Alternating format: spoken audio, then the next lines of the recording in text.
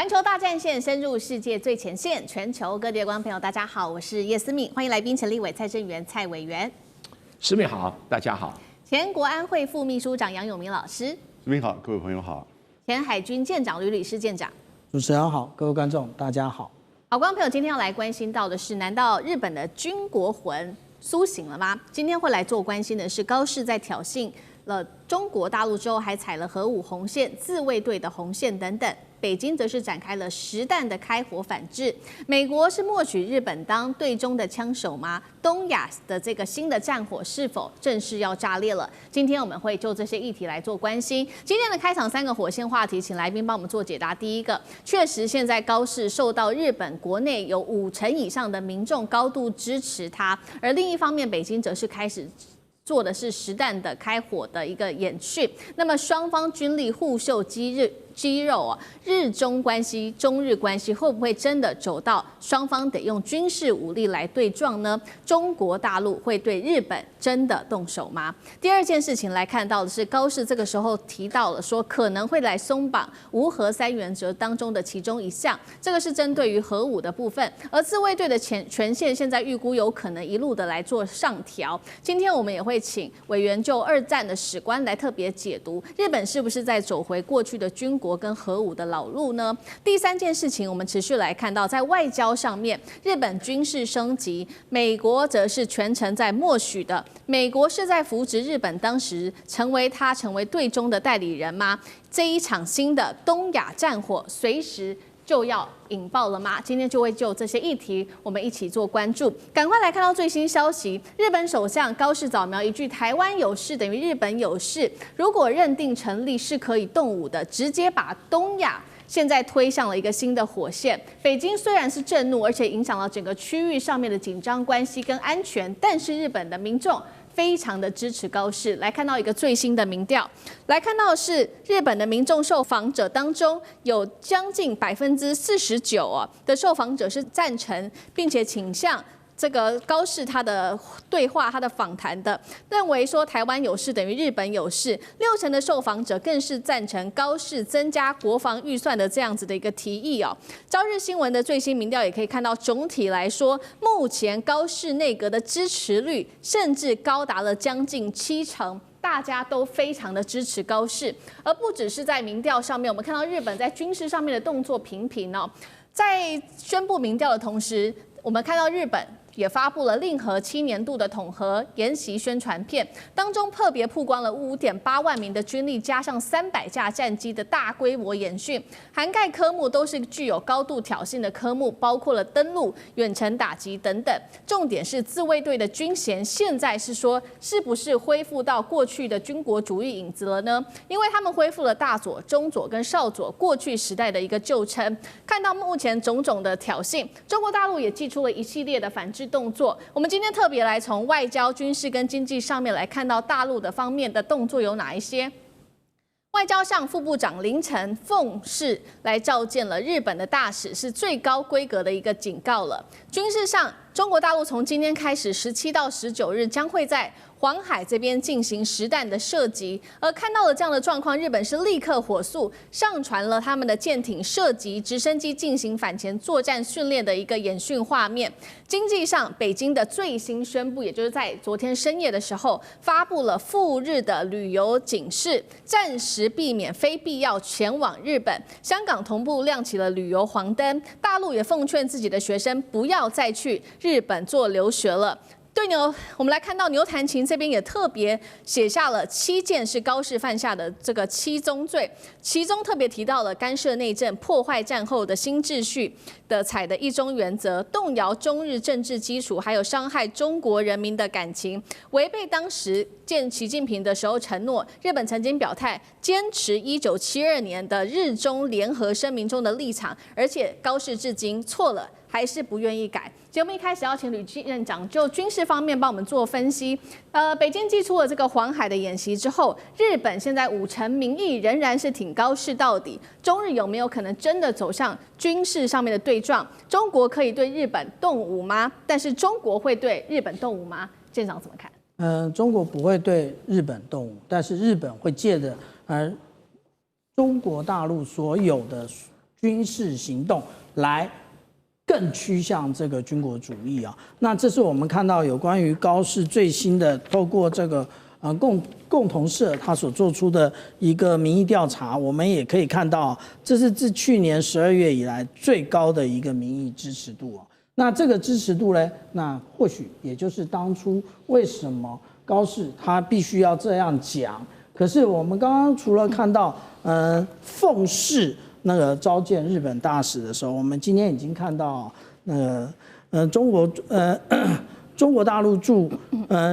日本大使馆啊，其实讲了几句重话。其实他写的这个黑体字不是重点，重点在下面。他讲说，如果日本将自己的安全基于其他国家的领土上，他讲的就是台湾啊，也就是企图派兵干涉中国内部事务，然后将根本上改变和平发展路线，那从根本上破坏战后的国际秩序。所以这个通通都是指明的问题在日本的这一方。那当然大家有谈到有关于解放军派舰队通过大隅海峡的部分啊，那有的专家学者说这个很紧张啊。其实这不用紧张，为什么我们这么说？因为其实我们看到的，他一开始拍出来的是815电子侦察船，那接下来他才派了一个编队。这个如果我们来看的话，是103，也就是055万吨驱逐舰。那如果按照中国大陆的军事的用语，应该是103编队啊。那有很多人说这很少见啊，其实不少见，可能是之前没有掌握啊。这是我整理从去年12月5号以来，所有通过大隅海峡的各个单舰或者是编队的一个内容，所以这一点也不常见，不是一点也不会很罕见是一个很常见的一个项目啊。那至于说这一个实弹射击的部分呢，其实也是。那我们看到的这张图，大家都说，哎呀，这真的是针对于日本的一个反制的行为。可是我们如果看这张图，你就会非常的清楚的明白哦，也就是其实它的这个区域呢，我直接标注起来，都在于中国大陆的领海基线之内。也就是这根本就是中国大陆的内水，而且它进行的这一个射程呢，其实也很近。那它以前有没有在这一个点呢？也就是我们看到这一个扁担港的这个地方进行军演，还真的有。那随便挑，2021年，那因为这是我在台大做的一篇论文啊，也就是说，其实它就是在这个扁担港这个地方，它其实做的非常密集啊。它无论从7月、8月、9月不断的进行实弹射击，然后我个人依据它这个操演的范围啊，它可能都在试射各型的飞弹，从红旗17到红旗16到红旗12，不断的测试。不过我们这样讲啊，中国大陆其实它有非常多的一个工具，现在都从工具箱里面一个一个拿出来。对，那也就是它原来就是要做这个实弹射击，不过现在讲说针对你日本，也就是对你一个提供。但是我们这样讲啊，也就是中国大陆真正的武器大杀器没有拿出来啊，也就是我们看到，如果它真正试射了这个东风16的话啊，也就是说东风16其实呢，它是一个可以涵盖日本从北海道一直到那个西南诸岛的这一种短程飞弹。那这个以前大家称之为叫做冲绳快递。那现在如果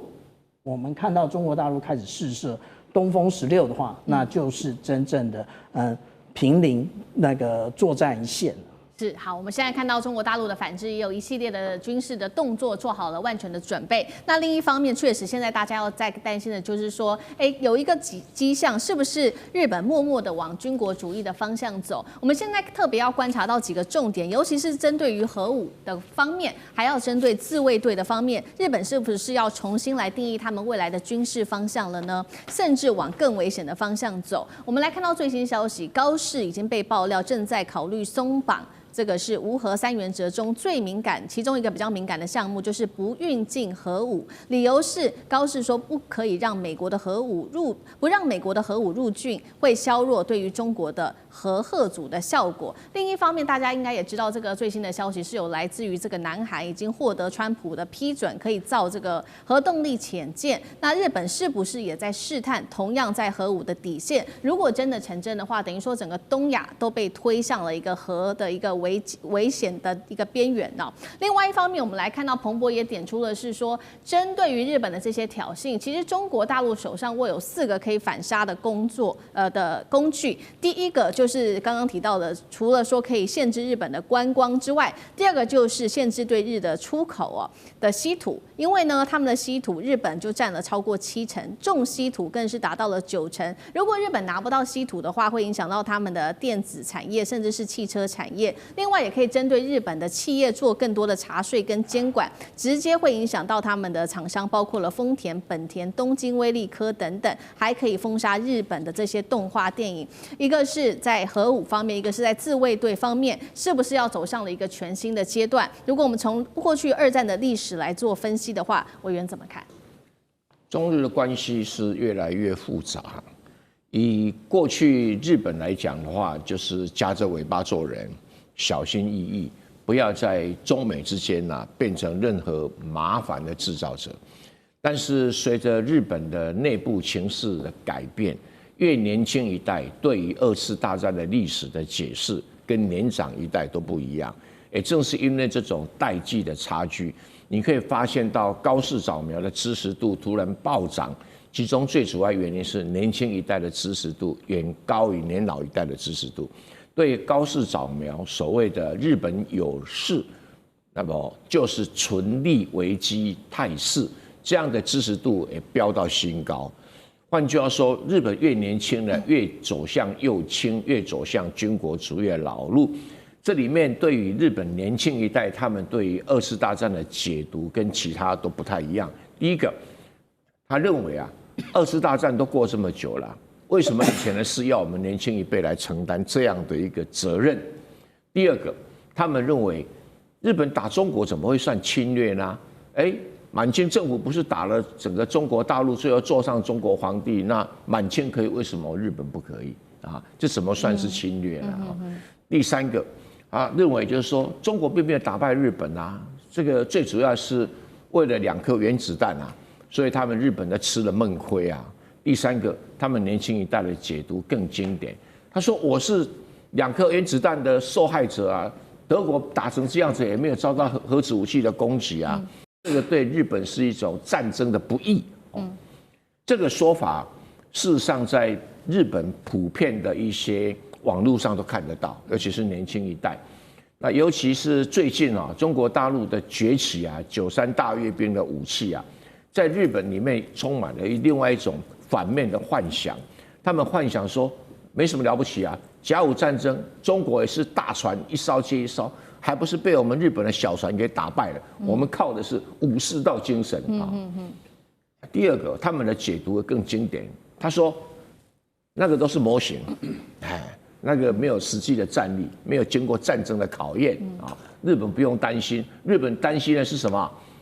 他们的政治领导人没有扩大军事的建设，所以以目前高市早苗这种扩大财政支出、增加国防经费，使得军工产业的股票大涨，他们认为这条路是走对了。所以这个表示高市早苗以及他的同伙，他目前可以说是自认为走上一条受民意支持的道路，所以很高的呈现。有的人认为说，可能是在于中国大陆的杯葛抗议底下，会使得高市早苗民调下跌。那我们再观察一下嘛，比如说有人提到说，可以限制赴日旅游可以干嘛干嘛，但这些工作会不会使得